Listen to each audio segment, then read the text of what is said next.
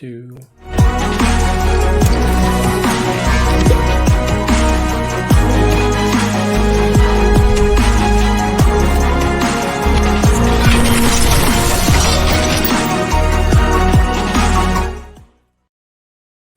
Hey everybody, watch me open here. Happy Wednesday. I hope everyone's having a great December so far. Welcome to the last box break that we're doing, this joint collaborative box break that we're doing with Keith on Marvel Beginning Series 3. It's very exciting. It's the first I've seen of these cards when we started opening them together, and we're trying to get some holograms. That is the big thing, and the autos. But it's been fun. It's been very informative, and it's relevant now. I don't know if it's coincidence, if Upper Decks got a bug in my YouTube channel and they got spies here trying to figure out what's trending and what people want, and they're using me as the primer. I doubt it. But either way, for whatever reason, we started Open Marvel Beginnings, and then they announced a new Marvel Beginnings set. So, next year that's going to be coming, and these boxes from the original Marvel Beginnings are going to be expensive, if even possible to come by. So let's get Keith back on and let's rip these boxes. Welcome. Billy, thanks for having me. Yes, thank you for being had. Oh, this set's a lot of fun. It's going to be a bummer getting through the last three here and all this to know that it's all over and all that. But like you said, next year, oh man, there's cases upon cases to be had. Yeah. And it would appear, because they've labeled it as a series 1, that there's going to be 3 series again. What I'm most excited for is, because you think about 3 series, 100-day base cards, 540 total. We're going to get the banned character list is going to have to be taken down soon. That's the number one talk of the town, isn't it? Like, we're just talking about the characters that, like with the properties and the rights getting all cleaned up and that. Let's see how it all applies. And if we can get everybody back in one happy universe, then Marvel collectors are going to be happy. Yep. So I'm excited. Even more excited now that I get to look at it again. It's a nice looking box too. I mean, I know that that's not everybody's thing, but I do like the box, the characters they chose.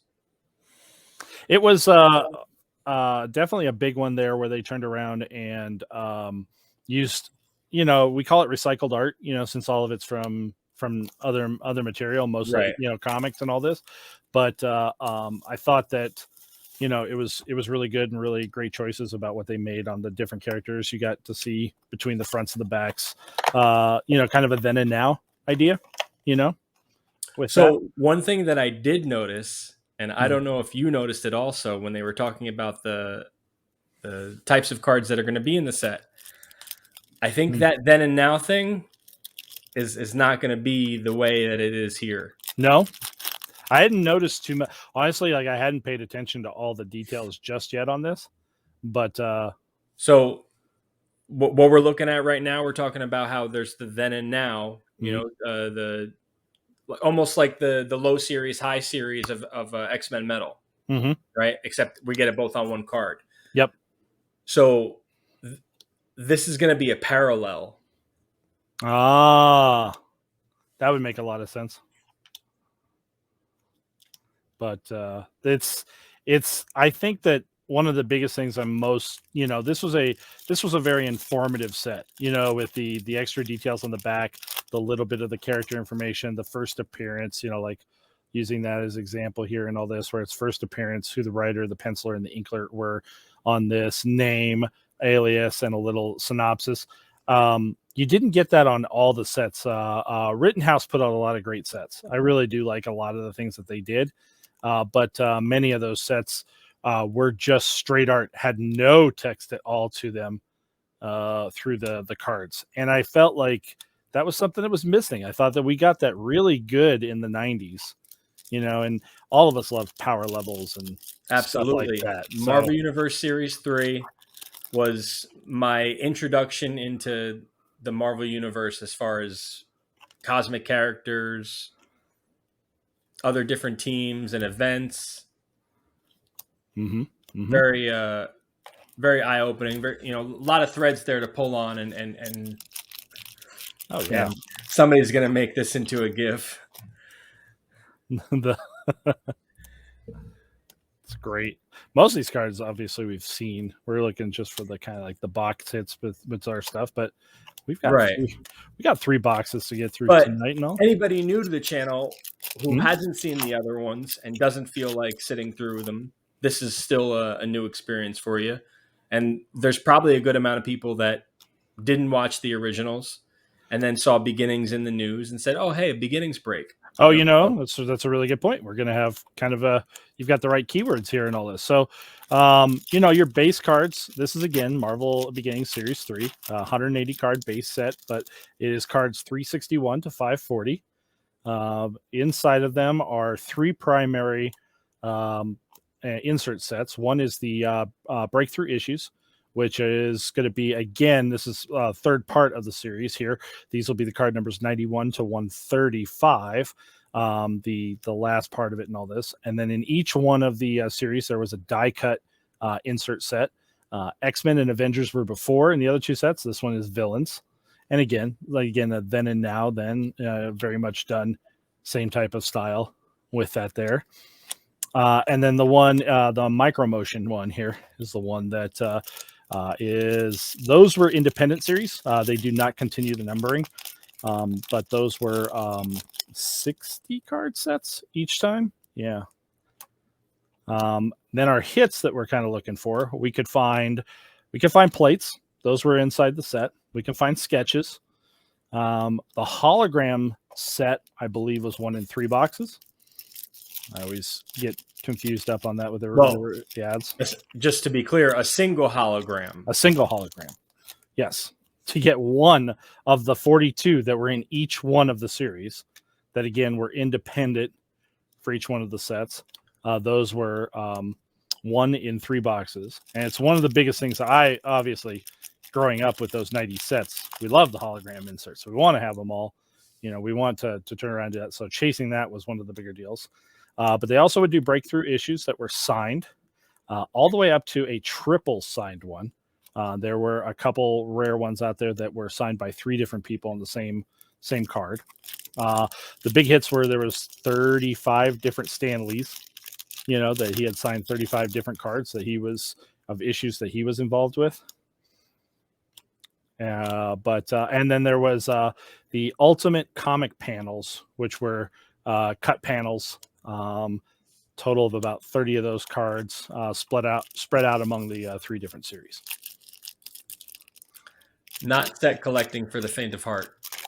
No, this is the kind of one I've done a couple of the more recent sets, gone really crazy deep, all the way, through all the masterpieces that have been over the last 5 years, through, obviously X-Men was 2 of my favorites there, 2018 and the new X-Men Metal. Those feel easier. I think it's just because there's more product available for it, and I might have had a better time if I was chasing this 10 years ago when it first came out. That could have been a little bit easier. But holograms were always expensive. They were never under $25 a card. And nowadays, to find them, they get extremely difficult. It's also the kind of thing that no matter what your budget is, you can't just pop over to eBay right now and buy every single hologram. They're just not available. And even a lower end character, because of the how hard they are to come by, is going to be, probably in the $100 range. Yeah, I think I've seen some that go up a little bit cheaper. Like I would be a straight buyer on anything without even thinking about it at $40, $50 a card, without any problem at all there. But obviously the more popular characters end up, in that large, much, much larger range and all this. You want to find a Psylocke out there for under 200. It's probably not going to happen. It's right. Just, we have a hit. Oh, let's take a sketch. Wow. Chris Foreman. Havoc. It's Chris Foreman. Yep.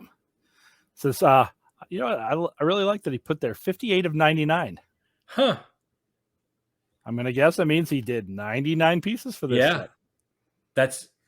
Listen, I've got some sort of Chris Foreman magnet that I just draw him out of boxes. Well done. That's certainly a very good one to do. First two, yeah, two. It was two out of the first three masterpieces boxes I broke since I came back had Foreman sketches in them. You know what?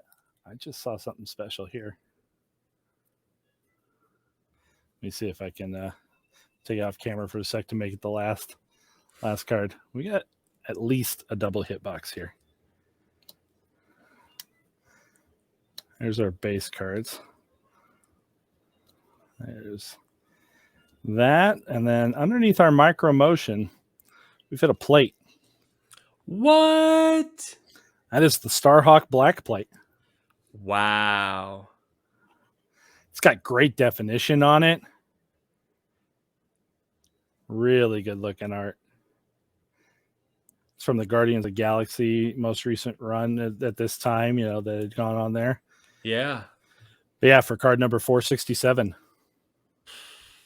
That's a pretty solid box here, man. Yeah, absolutely. And only a third of the way through. Yeah, two-thirds of the way through. So it still has a strong chance for us to have an autograph card.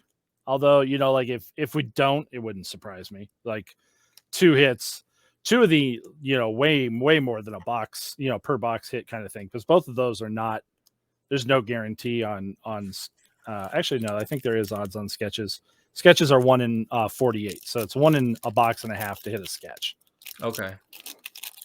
But plates obviously don't have those kind of odds at all. Even though it's a larger set and there would be a lot of plates, you're still just not going to see them very often. I was looking at some other plates I had previously pulled out of this set. Are there just plates for the base? I think so. I am not 100% sure. I'm going to be honest, but I don't think I've seen a plate that was anything but the base. But like we've brought up before, this is a set that went very deep on characters too. That's a great looking Mephisto, but they use the Noirs characters, Ultimate characters, and this is even Revanche, from your Flair Ultra X-Men. Yeah, Days of Betsy.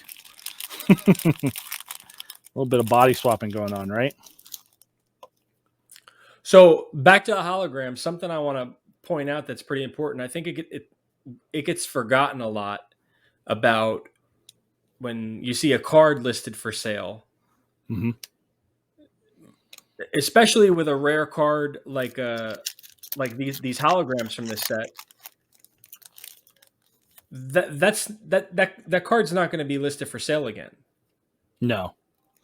Like, I think as a collector and as a buyer and as just someone browsing eBay, you have to try to acknowledge when something went to its forever home, because then the population goes down by 1. 100%. If I'm going to buy a hologram, it's never going to go to anybody else. Right. 100%. And I think that's something that people forget about. And there's not an infinite supply of these cards. You can't just wait for another one to pop up. No. It's very, very true. It's the thing left and right where, like you don't know when. I was looking at it on a different card. I'm going to use an example here. Someone was chasing down a Magneto Pink Low in the for the X-Men Metal set. Right. And I just made a deal for one, and I have not found an example of one of them being sold. I have not found one listed and out there. Some of the stuff is just, just doesn't pop up. And especially, the more popular the character is, I guess there's a 50-50 on the first person to crack it. If you were a person that, like if I hit a really big Spider-Man card as an example, it'd be very easy for me to trade that into a lot of the cards I'm looking for. Right. But I guarantee you, whoever I'm trading or selling to at that point in time, they're done. They chased it. They got into that for a reason. So I'm gonna put these back here while I clean up my stacks here and all that. But that's that's a great box. Yeah. Starhawk plate, Foreman Havoc sketch. Mm-hmm. I really, the more I look at that sketch and all that, Havoc's a character that's near and dear to my heart, being both an X-Men and a Summers boy. So he gets a little bit of bonus in my life, but that's a good looking sketch of him. And you know what? Havoc's also had a lot of great looks and outfits over the years.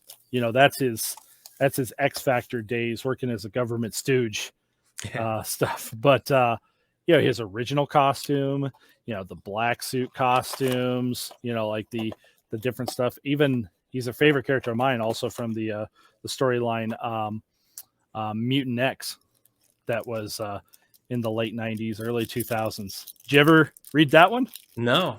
So the storyline is this: at the very end of X Factor, Havoc is blown up in a plane and presumed dead. But the truth is that he slips into an alternate dimension, which has a lot of old storyline threads kind of running around that we know about.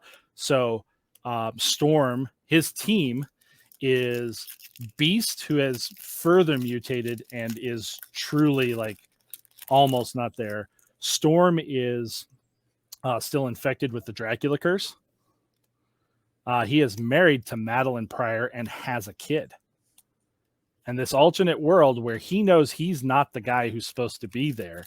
Everybody else thinks he's the guy that's supposed to be there. And the only other one that knows is his son. And his son's hoping that he's going to rescue his real dad and bring him back. Huh. But they ran that for a couple of years and then brought him back in Uncanny X-Men, where he woke up from a coma kind of idea. But his mind had traveled to an alternate dimension the whole time. Huh. And lived out the life of an alternate version of him. But story writing, again, it was great. I am a sucker for what ifs. So alternate takes and all this really got me good on that. It was a very dark dimension too. The storylines were all dealing with a very dark, not so friendly storyline. Right. Well, speaking of that, it kind of makes you wonder with Wanda being said to be a type of antagonist in the Doctor Strange sequel, if there's going to be some sort of House of M type. Oh, event. yeah. They got close in WandaVision. It was very close. I mean, to her creating an alternate. And if that's kind of like the first test, the first piece there and all this. Like, right. It's very close to that. This set was great for chasing down your other cards. A friend of ours chases down, of course, New Warriors cards. And I made him a list of everything that was inside this set. There was quite a few when you're talking about a team that doesn't see the highlights very often. Because, when you're dealing with, say, let's take a 90 card set, like you can only squeeze so many people into the universe, and some of those guys get left on the bench. God, when you get 540 cards, like I can't imagine who they're going to turn around. We got another hit. Yeah, I mean, and if you're talking about masterpieces, you got 90 cards. There's a lot of people that get left out, big people, and they get squeezed out by people you wouldn't suspect, like a Pip the Troll. Mm-hmm. What do we got here? We've got another plate. Another plate? Wow. That's Luke Cage. That is Luke Cage. That's Power Man right there for you. The hero for hire. The cyan plate on him.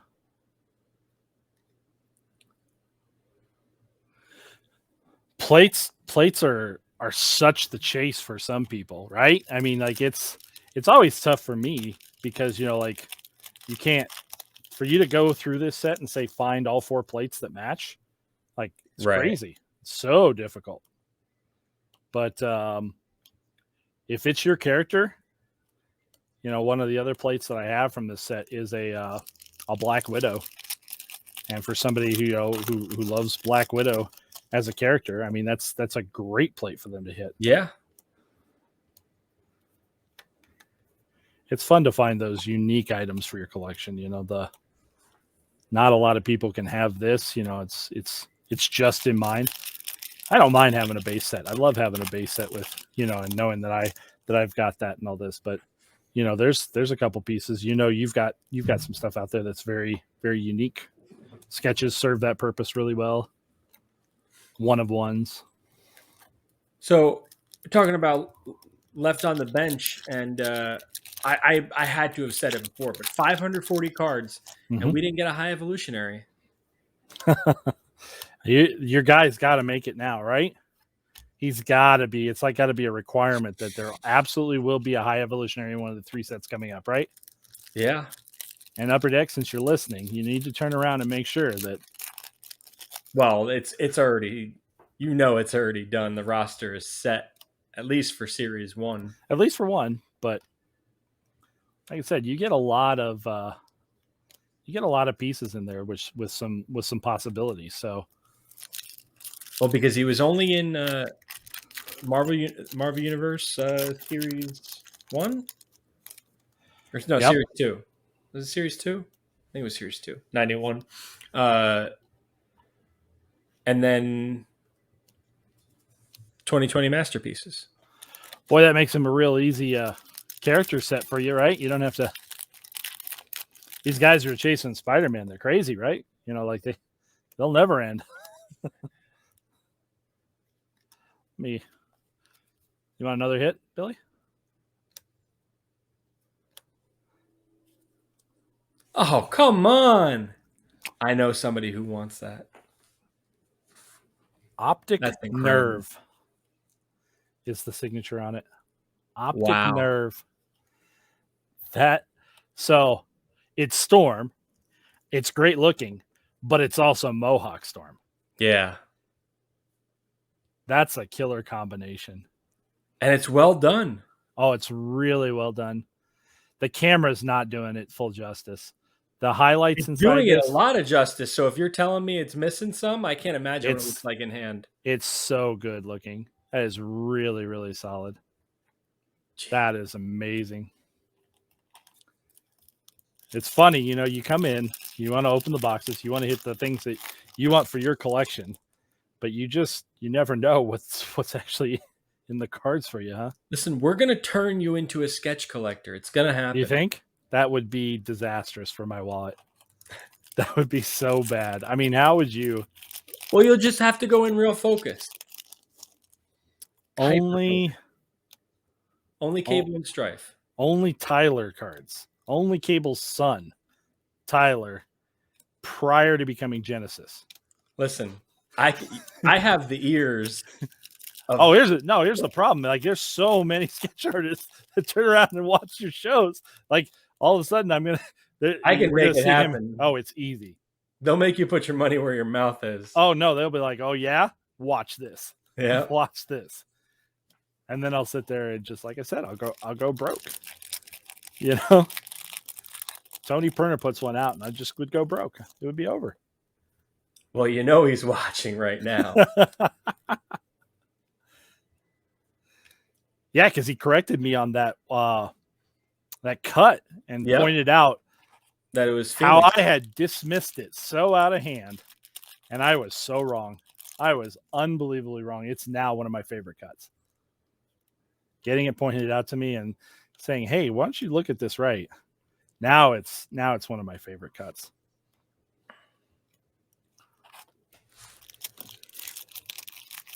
Oh man. I don't know. This back-to-back boxes are pretty solid. Yeah. See, here's my thing. I want to see this graded. I want to see it graded by CGC, and I want to see it like right next to a Hulk 181 graded, like with the same kind of label. That's my imagination of where we go to. That's my 2022 prediction in life. I think they come out. I think that as all these grading companies turn around and put more and more staff on and get through the backlog, I don't think it slows down. I think more people have demands for this, and I think that they'll meet it.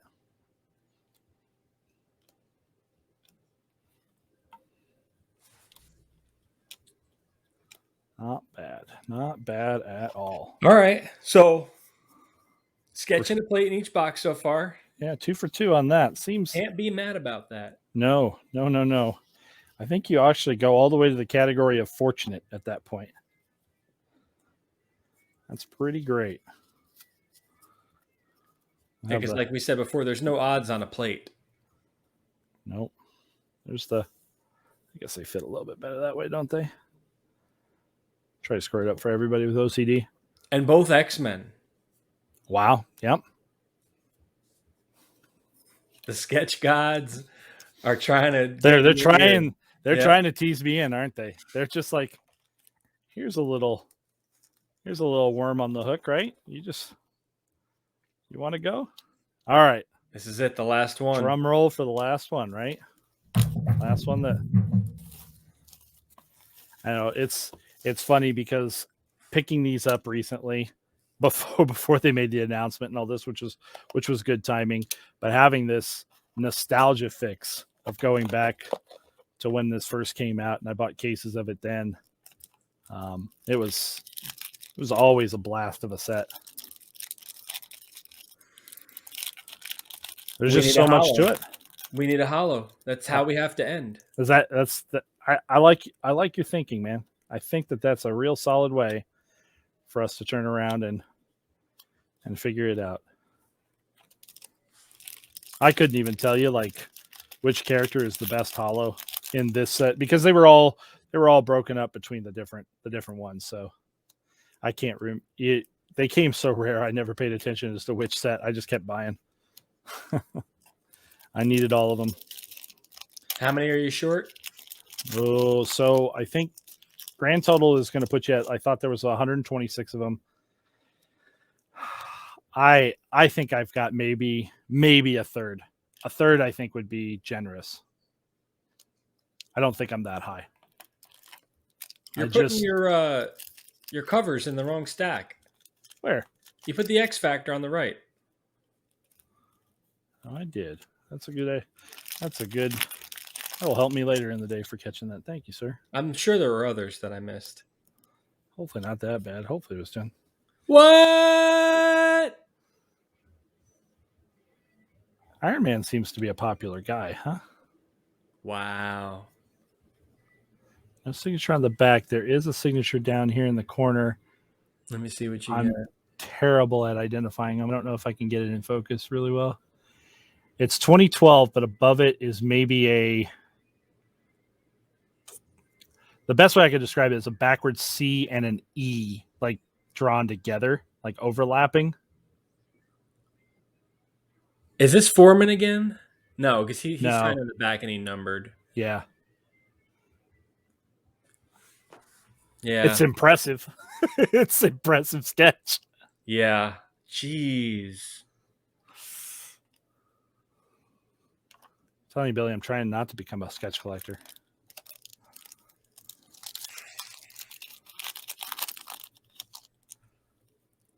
Just trying to be a guy who completes sets.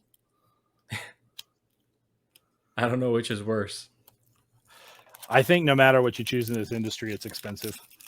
Like this hobby's not for the faint of heart. Anybody that's open packs is not making money. I don't think so. You can shoot the moon. There's definitely some crazy large ones out there that individual pack was worth way, way more. But when you average it all out, you just need to enjoy it. You just need to have fun with it. Have a blast. And let me say that again. Nobody that's opening sealed product is making money. That's a promise as well as a cautionary tale. It's just the rich guys on YouTube, right? It's these great channels like Watch Me Open that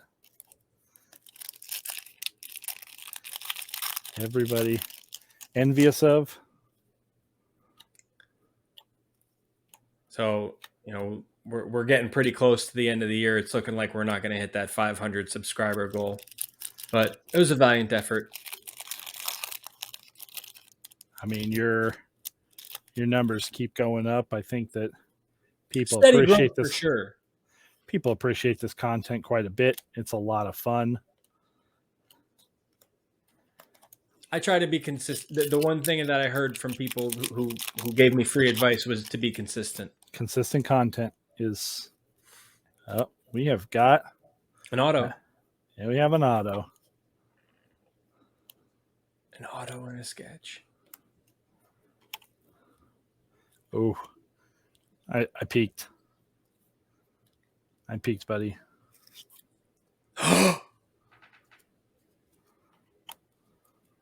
That's Gambit's first appearance. And the is it Mike Collins? Am I remembering that right? Let me see here. For everybody new to the game on this, they come sealed in a penny sleeve because the auto is 2 parts. The actual card with the autograph with the serial number on it and a matching certificate of authenticity. Authenticity will tell you that is Mike Collins. Now, you have another Gambit that you pulled from this. Auto? Yeah. It wasn't Mike Collins. No. And there are 2 or 3 to every, well, not to every one, but there are 2 to 3. I will be very happy. This is a very good hit for me. This is an amazing hit that I don't have to go searching and paying for. This is really good. This is a very strong card. It doesn't matter how big the creator is. Everybody's going to pay attention to, Uncanny X-Men 266. It will always have a premium as being a great Gambit card. Absolutely. That is a fantastic hit. Maybe we just save these boxes in the right order, for the grand finale show here. What do you think? We could sign off right now and forget these other packs, couldn't we? Oh, just kidding.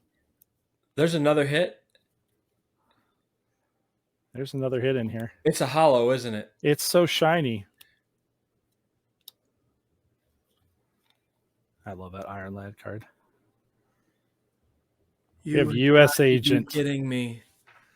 This is a triple hit box for our final box. Oh my! And it's not even over. If there's a plate in here, I'm gonna lose it. Dude, if there's a plate in here, this is the God box, right? Hey, I think I'm getting a good angle in the camera there where you can see the layers of the hologram behind it. You definitely see the layers. It's just really good for that. And relevant. 3 years ago, U.S. Agent, nobody would have cared. Nope. Right now, really good. Yeah. If you need a U.S. Agent, somebody could trade me a different hologram for this. I have U.S. Agent. I remember this one. I did buy that one. But like I said, if you're looking to turn around and to get this, finding a duplicate, trading a hologram for a hologram is way easier sometimes. Right. So that's still great. And I mean, this box, I think Billy wanted to try to challenge you about your, nobody's opening is making any. This is a pretty good box. This is a pretty solid box. Well, to counter that, there's always one box out there, right? No, but I mean, you say making money, but you're forever home, Yeah, I'm just keeping it. That's the funniest part. I always tell people about their collections. Hey, that comic is selling for, $200 now. They go, oh, wow, really? I have that. And I go, yeah, but yours is worth nothing. And they're like, why? I'm like, because you're not selling it. If it's not for sale, you can't get money on it, right? Yeah. It's the game. Gene.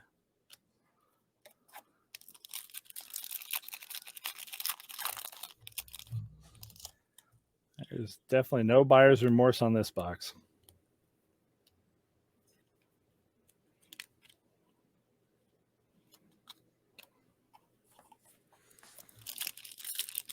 I still want something else. I'm greedy. Wow. I mean, I'm not going to say no. Are you kidding me? That's ridiculous, Billy. Something is going on here.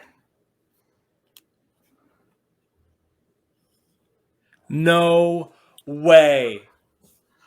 Wow. No way. I don't know if I have Hercules, but to hit 2 hollows in a box, And a sketch and an auto. this is insane.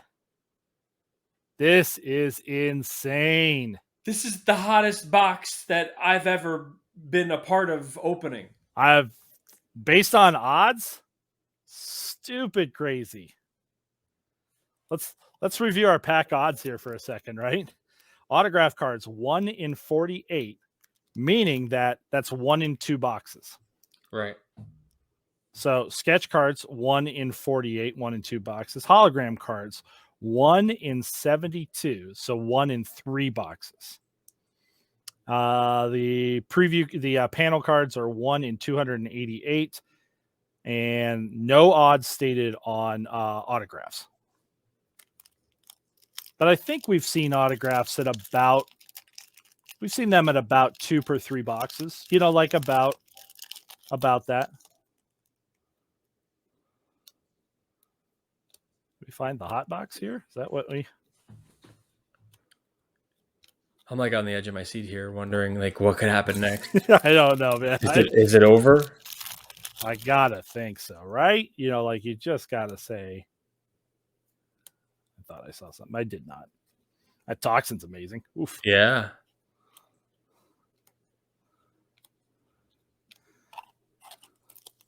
I know we're so jaded now about all these hits and all this. We keep passing by all these amazing other cards, right?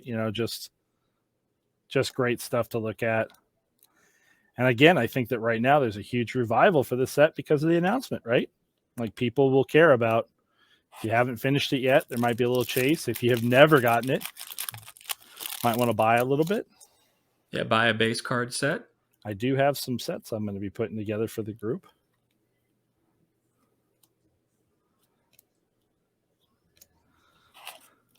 Sure, you've got extra 3 boxes.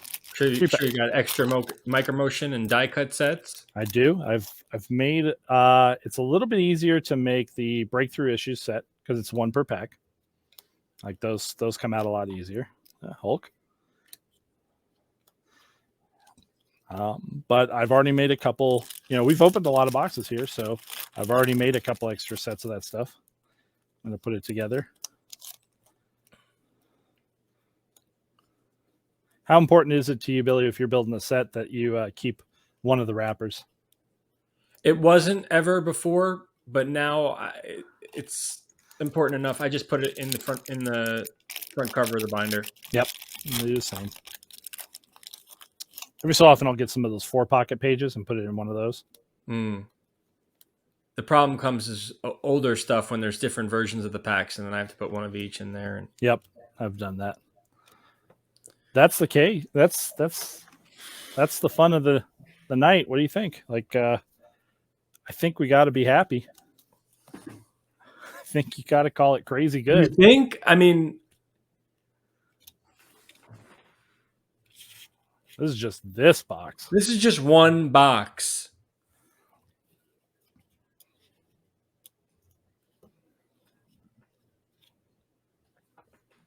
Ay. For 3 boxes where we could have only had 3 hits. I can feel almost pretty good triple about that. Almost. I bet you there weren't 3 boxes in a row opened ever of Marvel Beginnings with this many hits. No. I don't think so. I don't think there's many boxes that were like the last box. No. Wow. That's crazy. That's unbelievable. If I wasn't here, I wouldn't believe it. I love that we've recorded it. That's the great part. We've got we did it. Well, that's like my first couple masterpiece videos. I was still new to it. Uh-huh. I was revealing the cards, like I was taking them from off camera and revealing them on camera instead of sliding them like that. Yeah. And somebody actually tried to call BS on the gold galleries when I hit 4 in a row. Yeah. It's funny in order. That experience is what led me to like opening it up the way we do. Yeah. It's like, all right, be careful. Pay attention. Learn from the pros. Yeah. Pretty great. I mean, I don't know. I need to find out who the artist is for that Iron Man. Mm-hmm. But all three sketches, really, really good. Like, look, I'm not here to name names or bash anybody, and you know, I feel like I have to put the rubber stamp on it. Art is subjective. Yeah, I know, but so this is just my personal opinion. I've pulled some sketches that I did not like. I thought they were bad. I thought the work was bad, and the character, you know. But It happens. I've had it all. But I'm not a fan of any of these three characters, but they're really good sketches. They're all great dynamic colors. They're really sharp. I'm watching on the screen. I'm telling everybody we got to put up a real picture of them because Yeah, they're all sharper than what you're looking at. This red is way better. You know, this is just way more defined than what you see here. I don't know. This has got a little bit more gold to it than it's shown up on camera here for Havoc, but they're just sharp. They're all great looking. They're all well done. There's stuff we were talking about this with an artist. Like, how do you draw the line and call these sketches? These aren't sketches. These are completed pieces. These yeah. are real work. This is nobody doodled this out in 5 minutes. No. All the different colors that were used, all the shading, all the line work, all of the inking. This is a lot. This is a lot. They did a fantastic job on these. No, it's incredible. Mm-hmm. These were three really good boxes too, and the first time in all nine that we saw printing plates. Yeah. I through all the years of opening up all the different ones that we've had, I think that I only had like about 3 or 4 plates before this, and to hit 2 of them tonight is pretty crazy on that. That's a solid run. Yeah, and for some reason, this image right now, like I feel like if this video was made in 2012, then there wouldn't be any beginnings to open now. Yeah, people would have paid attention. Well, and you know what? And not even because of the hits. It's just the way it's all framed. It's like a perfect promo for the inserts. Yeah. Those, if those three sketches were used as promotional material, like it would do well. I agree. Because there's slightly different styles in the way the lines are drawn, but and you got a female character in there to really kind of finish the piece. I mean, it's you know how it is. The girls on sketches always sell. They're sex always sells. Good. It's so good. But this is incredible. I can't wait. I'm really jacked up for Marvel Beginnings 2022 now. I think it's gonna be a great set. And I get to pretend to be.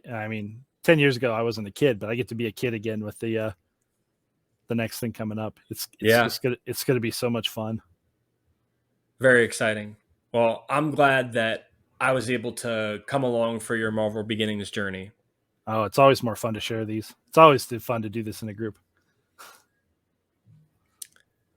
And yeah, I'm sure this isn't the last time we'll see you on the channel.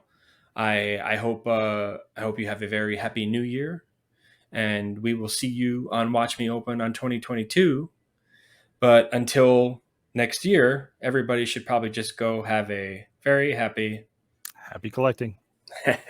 Take care, guys.